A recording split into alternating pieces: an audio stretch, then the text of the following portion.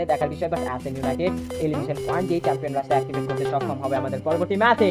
যদি পুয়া টিকে করতে পারে তাহলে অ্যাথেন ইউনাইটেডদের আমরা চ্যাম্পিয়ন হিসেবে দেখতে পারি। But right now অ্যাথেন United fully dominate করে খেলছে। পিন শটকে দেখুন, লিজেন্ডকে দেখুন, জিনিয়াসকে দেখুন, মনস্টারকে দেখুন। মনস্টারের মতো পুরো টিমদের সামনে তিন টিম আসছে, তাদের পিছিয়ে যাচ্ছে এই টিমটা।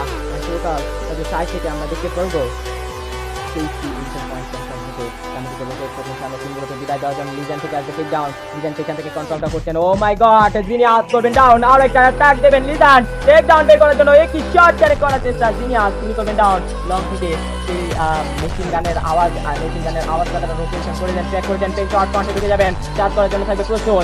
হ্যাঁ, দিতে পারবেন কিনা জিতে লিজেন্ড জিনিয়াসটা ঢুকে যাবেন চার্জ করার জন্য। And legend genius, oh my god, attack করা চেক ডাউন, আর দিতে টোটালি চেক ডাউন করে আর কি পুয়া কি হবে।